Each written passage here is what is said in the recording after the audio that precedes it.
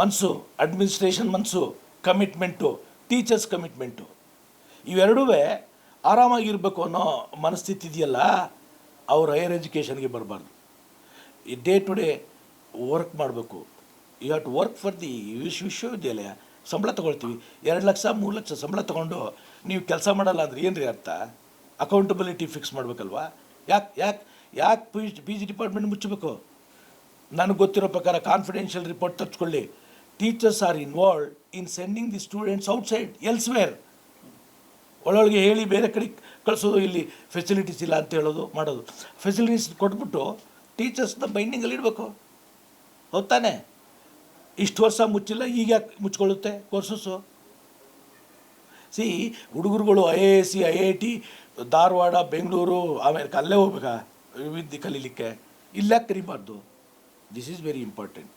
ಮೈಸೂರು ವಿಶ್ವವಿದ್ಯಾಲಯ ಅಂಥದ್ದು ಈ ಥರ ಕ್ಷೀಣಿಸ್ಕೊ ಬಂದರೆ ಇನ್ನು 5 ವರ್ಷಕ್ಕೆ ಮುಚ್ಚಬೇಕಾಗತ್ತೆ ಈ ವಿಶ್ವವಿದ್ಯಾಲಯನ. ಇದು ಯಾವುದು ಬೇಡ ಅಂತಂದ್ರೆ ಏನರ್ಥ? ಯಾವ ಕೋರ್ಸು ಬೇಡ ಅಂದರೆ ಏನರ್ಥ? ನನಗೆ ಅರ್ಥ ಆಗೋದಿಲ್ಲ. ಎಲ್ಲೋ ಒಂದು ಕಡೆ ನಮ್ಮ ಮೈಸೂರು ವಿಶ್ವವಿದ್ಯಾಲಯಕ್ಕೆ ಕಮಿಟ್ಮೆಂಟ್ ಇಲ್ವಾ ಅಥವಾ ಏನಾಗ್ತಿದೆ ಅನ್ನೋದನ್ನು ತಿಳ್ಕೊಬೇಕಾದ್ರೆ ಭಾಳ ಕಷ್ಟ ಆಗ್ತಿದೆ. ನಾನು ಕಂಡಂಗೆ ಸುಮಾರು ಕೋರ್ಸ್ಗಳನ್ನ ಮುಚ್ತಾ ಇದ್ದಾರೆ. ಅವ್ರು ಕೇಳಿದ್ರೆ ಹುಡುಗರು ಬರೋಲ್ಲ ಅಂತ ಹೇಳ್ತಾರೆ.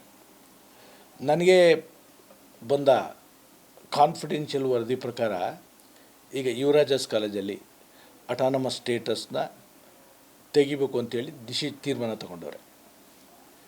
ಯುವರಾಜಾಸ್ ಕಾಲೇಜಲ್ಲಿ ಅಟಾನಮಸ್ ಸ್ಟೇಟಸ್ನ ತೆಗಿಯೋದು ಒಂಥರ ವಿಶ್ವವಿದ್ಯಾಲಯ ಮುಚ್ಚೋದು ಎರಡೂ ಒಂದೇ. ಅದೊಂದು ಒಂದು ವಿಶ್ವವಿದ್ಯಾಲಯ ಥರನೇ ಕಾಣಬೇಕು ಅಂತ ಮಾಡಬೇಕು ಅಂತ ಅನ್ನೋ ದೃಷ್ಟಿಯಿಂದ ನಾನು ಯುವರಾಜಾಸ್ ಕಾಲೇಜಲ್ಲಿ ಓದಿಲ್ಲ. ಆದರೆ ಯುವರಾಜಾಸ್ ಆ್ಯಂಡ್ ಮಹಾರಾಜಾಸ್ ಒಂಥರ 2 ಕಣ್ಣಿದ್ದಂಗೆ ಮೈಸೂರು ವಿಶ್ವವಿದ್ಯಾಲಯಕ್ಕೆ. ಈ ಅಟಾನಮಸ್ ಸ್ಟೇಟಸ್ ತೊಗೊಂಡಾಗ ನಾವು ಎಲ್ಲ ಪೂರಕವಾಗಿ ಸಿದ್ಧತೆಗಳನ್ನು ಮಾಡ್ಕೊಂಡು ತಗೊಂಡಿದ್ದೀವಿ. ಈಗ ಅಟಾನಮಸ್ ಇದಕ್ಕಿದ್ದಂಗೆ ಬೇಡ ಅಂದರೆ ನನಗೆ ಅರ್ಥ ಆಗೋದಿಲ್ಲ. ಅಡ್ಮಿನಿಸ್ಟ್ರೇಷನ್ಗೂ ಇಂಟ್ರೆಸ್ಟ್ ಇಲ್ಲ, ಟೀಚರ್ಸ್ಗೂ ಇಂಟ್ರೆಸ್ಟ್ ಇಲ್ಲ ಅನ್ನೋದು ಎದ್ದು ತೋರಿಸ್ತದೆ. ಅದು ನನ್ನ ದೃಷ್ಟಿನಲ್ಲಿ ಒಳ್ಳೆಯದಲ್ಲ. ಏನು ಎಲ್ಲ ಈ PG ಡಿಪಾರ್ಟ್ಮೆಂಟ್ಗಳಿಗೆ ಯಾಕೆ ಬರೋಲ್ಲ? ನೀವು ಸರಿಯಾದ ಕೋರ್ಸ್ನ ಆಫರ್ ಮಾಡಿ ಅವ್ರಿಗೆ ಫೆಸಿಲಿಟೀಸ್ ಕೊಟ್ಟರೆ ಯಾಕೆ ಬರೋಲ್ಲ? ಅಲ್ರಿ, ಅಡ್ಮಿಷನ್ ಇದೆ, ಎಕ್ಸಾಮಿನೇಷನ್ ಇದೆ, ಮಿನಿಮಮ್ ಫೀಸ್ ಬಂದೇ ಬರುತ್ತೆ. ಅದನ್ನು ಖರ್ಚು ಮಾಡಲಿಕ್ಕೆ ಆಗೋದಿಲ್ವಾ ಸ್ಟೂಡೆಂಟ್ಸ್ಗೆ?